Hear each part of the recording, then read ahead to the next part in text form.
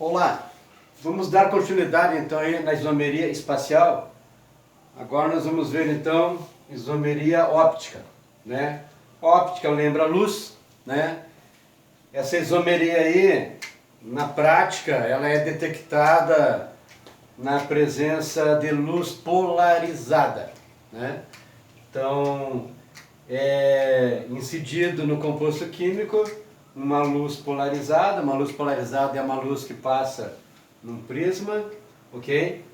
E essa luz polarizada, ela pode ter desvios ou pode não ter desvio da luz polarizada.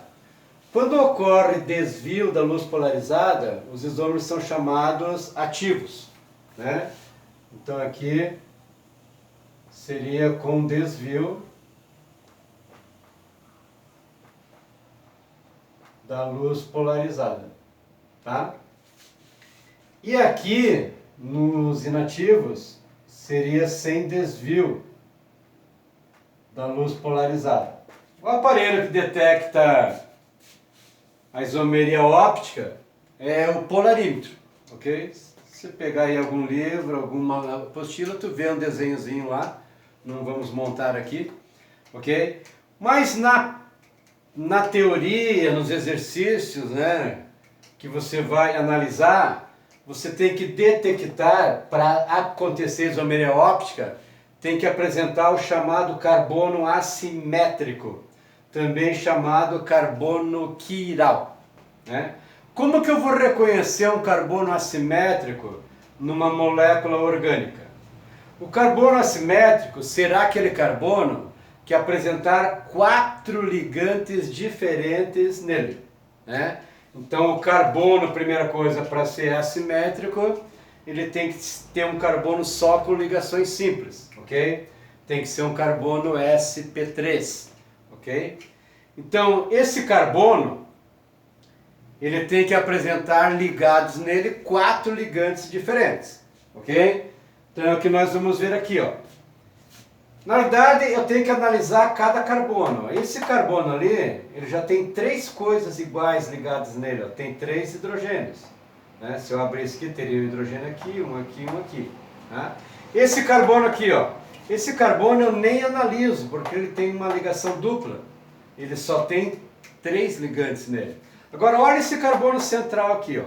Esse carbono central tem uma oxidrila ligada aqui em cima, tem à esquerda dele tem um metil, abaixo dele tem um hidrogênio e à direita dele tem um grupo ácido, tem uma carboxila aqui, ok? Então nota, nesse carbono estão ligados nele 4 coisas diferentes. Então a gente diz que esse carbono é um carbono assimétrico, ok? Bom, lá na isomeria geométrica nós tínhamos a denominação cis e trans. Aqui nós teremos as denominações destrógeno, levógeno e teremos a denominação racêmico, ok? Teremos 3 denominações aí. Então, os chamados isômeros ativos é aqueles que têm desvio da luz polarizada, certo? E os isômeros chamados inativos é que não tem desvio da luz polarizada, certo? Então vamos ver aqui, ó. Se você fosse no laboratório e pedisse, né, para ele te fornecer ácido lático, ok? Eles te ofereceriam 3 compostos, né? Porque quando eu tenho um carbono assimétrico, que é esse carbono assimétrico aqui, ele gera 3 compostos. Vai sair um composto chamado destrógeno, um levógeno e um racêmico, tá? O destrógeno lembra a direita, ok? Seria quando a luz polarizada ela está no sentido anti-horário, o levógeno está no sentido horário. Então nota, o nome desse composto aqui é ácido lático, ok? Então nós teríamos aí o chamado ácido, né, D lático, ok? Teríamos daí o outro composto que seria o ácido L-lático, ok? E teríamos o ácido DL, que é o chamado racêmico daí, lático, ok? Então, se você chegar no laboratório para pegar esse composto, né, eles vão te oferecer aí 3 compostos. Vão te oferecer o ácido destrógeno lático, vão te oferecer o ácido levógeno lático e vão te oferecer o ácido racêmico lático, ok? Como é que funciona isso aí, se eu fosse demonstrar, ok? Aqui eu tenho um espelho, ó, aqui eu tenho um espelho, então essa parte aqui é um espelho, ok? Se eu montar o ácido lático, né, o ácido lático tem um carbono aqui que é sp3, então esse carbono ele é sp3, a forma geométrica dele é tetraédrica. Então se eu ajeitar ele aqui dentro de um tetraedro, aqui estaria o carbono assimétrico, né, ligado com a oxidrila, com o metil, com o hidrogênio e com a carboxila ali, ok? Se eu colocar isso no espelho, ele vai gerar uma imagem, né? Uma imagem contrária. Então eu terei lá o carboxila, o metil, a oxidrila e o hidrogênio, ok? Então nota, se aqui eu tenho o objeto, lá eu tenho a imagem. Então eu posso chamar esse de destrógeno e posso chamar esse de levógeno. O que é o racêmico, né? O racêmico é aquele que vai se formar no espelho, né? Vamos pegar aqui, ó. Digamos que eu tenho aqui no meu meio, eu tenho um espelho. Aqui eu tenho um composto e eu coloquei ele em frente ao espelho. Então ele vai, aqui é o objeto e aqui é a imagem. Então eu tenho aqui, vou chamar isso de destrógeno e aqui vou chamar de levógeno. Eu tenho um espelho aqui no meu meio, né? Se eu for aproximando, ó, né, a imagem do objeto, que na realidade não é superposta, na hora que eu encostar no espelho, né, não tem mais imagem, ok? Então a gente diz que esse composto que se formou bem no espelho da junção dos dois é o chamado racêmico. Então aqui eu teria o destrógeno, teria o levógeno e na junção deles eu teria o racêmico, tá? Então o ácido lático ele tem 3 nomes. Tem o ácido lático destrógeno, tem o ácido lático levógeno, tem o ácido lático racêmico, ok? Então nós vimos aqui o caso de um carbono assimétrico. Então sempre que eu tiver um carbono assimétrico, ele vai gerar 3 compostos, né? Vai sair 2 ativos e 1 inativo, tá? O destrógeno e o levógeno são os ativos e o racêmico é o inativo, ok?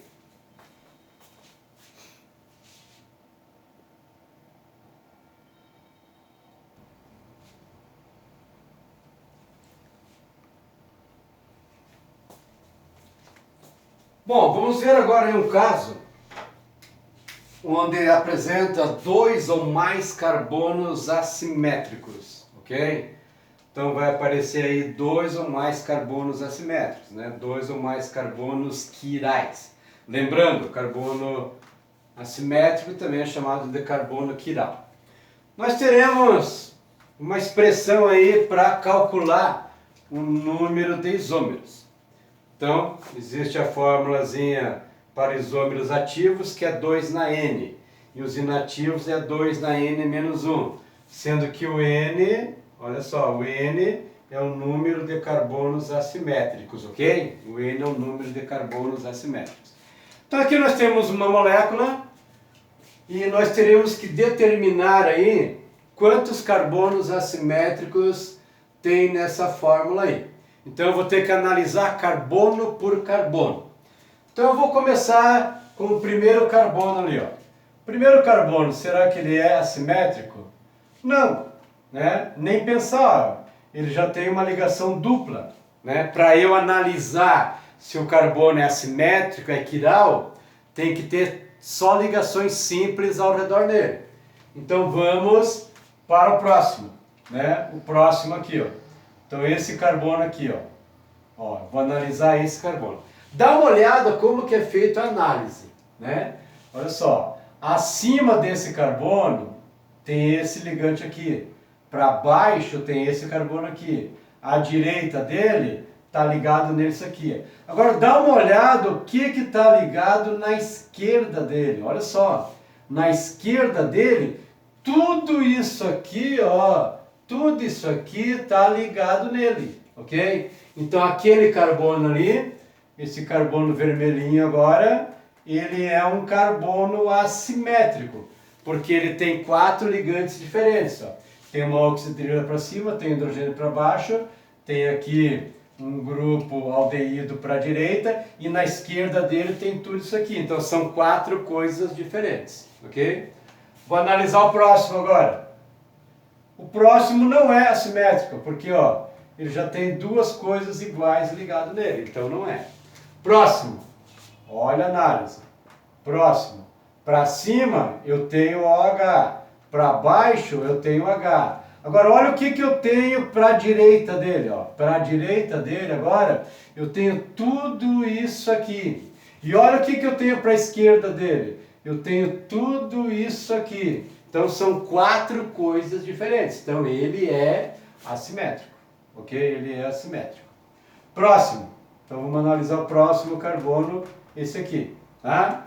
Então, ó, para cima tem o OH, para baixo tem o hidrogênio. Ó, para a direita dele agora tem tudo isso aqui, olha só. Para a direita dele é tudo isso aqui. E para a esquerda dele é tudo isso aqui. Então são 4 coisas diferentes. Então ele é também um carbono assimétrico, né? Vamos ver o próximo, né? Ó, esse próximo carbono aqui, né? É ou não é assimétrico? Não é, porque ó, aqui, olha só, né? Essa parte aqui, ó, é igual a essa parte aqui, né? Que é uma pegadinha só, porque aqui está condensado e aqui está tudo aberto. Aqui não deixaria de ser um CH3 e aqui é um CH3. Então, essa parte é igual a essa parte aqui, tá? Então, quando eu tiver uma molécula grande com vários carbonos, é desse jeito que eu analiso, né, cada carbono, se ele é ou não assimétrico. Então, nós temos aqui que o N é igual a 3, né? Ou seja, 3 carbonos assimétricos. Então, aqui nós temos 3 carbonos assimétricos, ok? Então, eu quero agora determinar a quantidade. Então eu tenho aqui o número de ativos. Então o número de ativos vai dar 2 na N. Então vai dar 2 na 3. Eu terei uma quantidade de 12. Eu terei ativos. Ativos eu terei 2 na N menos 1. Então eu terei 2 na 3 menos 1. Eu terei 2 na 2. Ok? Então eu terei 2 na 2, que vai dar 4. Se eu somar aí, vai ter um total de 12 isômeros aí, ok? Então notem, essa fórmula aí, ela apresenta 12 substâncias químicas diferentes, ok? Então, vamos ver ali. Quando eu tiver 2 ou mais carbonos assimétricos, eu vou usar essas expressões aqui, 2 na N, 2 na N menos 1. Aqui é para os ativos e aqui é para os inativos. Então eu tenho que pegar a molécula e analisar carbono por carbono se ele é ou não é assimétrico. Ah, nós não analisamos o último, mas nem precisava. Ele tem 3 hidrogênios aqui, ó, tem 3 coisas iguais nele, né? Então detectamos aí que essa molécula apresenta 3 carbonos assimétricos. Então, para eu determinar os ativos, é 2 na N, vai ficar 2 na terceira, que vai dar 8. Para determinar os inativos, é 2 na N menos 1, vai ficar 3 menos 1, 2, vai ficar 4. 8 mais 4 é 12. Então, eu tenho 12, né, isômeros aí. Ok? Então, é dessa maneira que a gente determina quando tiver dois ou mais carbonos assimétricos, ok?